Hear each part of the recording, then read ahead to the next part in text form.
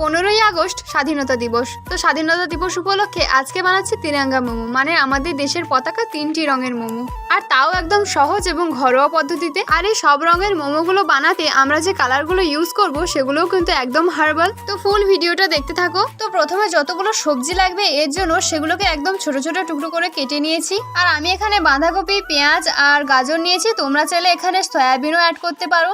আর শুধুমাত্র কিন্তু সবজি দিলে হবে না, তাই এর মধ্যে দেবো রসুন কুচি, আদা কুচি আর কাঁচা লঙ্কা কুচি। আর এবার কড়াইতে তেল গরম করে প্রথমে দিয়ে দিচ্ছি রসুন কুচি, আর এটা একটু ভেজে নিয়ে এর মধ্যে দিয়ে দিচ্ছি আদা কুচি আর কাঁচা লঙ্কা কুচি, ঝালের জন্য দিয়েছি। তো এই সব কিছুকে সামান্য ভেজে নিয়ে এর মধ্যে দিয়ে দিচ্ছি পেঁয়াজ কুচি। আর পেঁয়াজটাকে ভালো মতো ভাজা হয়ে গেলে এরপর দেবো কুচনো গাজর, আর গাজরটাকে অল্প ভেজে নিয়ে দিয়ে দিচ্ছি বাঁধাকপি কুচি। আর এবার এই সমস্ত কিছুকে হাই হিটে কিছুক্ষণ ভাজতে হবে, যতক্ষণ না সবজির সমস্ত কিছু রস একদম শুকিয়ে যায়। আর এবার এর মধ্যে দিচ্ছি অল্প গোলমরিচ গুঁড়ো, কারণ প্রথমে আমরা কাঁচা লঙ্কা কুচি দিয়েছি। আর এবার এর মধ্যে দিচ্ছি পরিমাণ মতো লবণ আর সয়া সস কিন্তু দিতেই হবে এখানে। আর এরপর একদম লাস্টে দেবো ভিনিগার। তো ব্যাস, ফিলিং একদম রেডি। তো এবার ময়দাটা মাখা যাক। তো প্রথমে দিয়েছি আমি 1 বাটি ময়দা, আর সবুজ কালারের জন্য আমি এখানে ইউজ করেছি লেমন গ্রাস পাতার রস।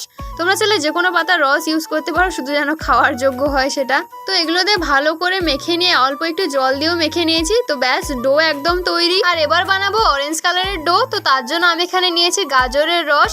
আর ডো তৈরির জন্য অবশ্যই কিন্তু একটু লবণ দিয়ে দেবে।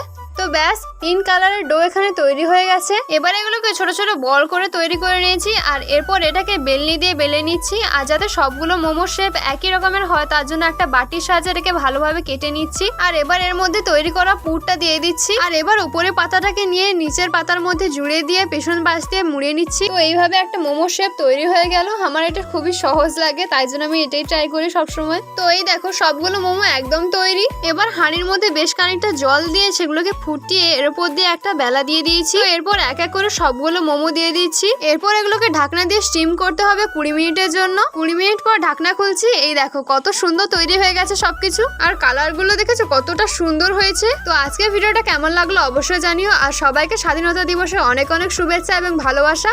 আর তুমি যদি আমার চ্যানেলে নতুন হয়ে থাকো, চ্যানেলটা সাবস্ক্রাইব করে দিয়ে বেল আইকনটা ক্লিক করে দিও। তো আজকের জন্য এইটুকুই, টাটা।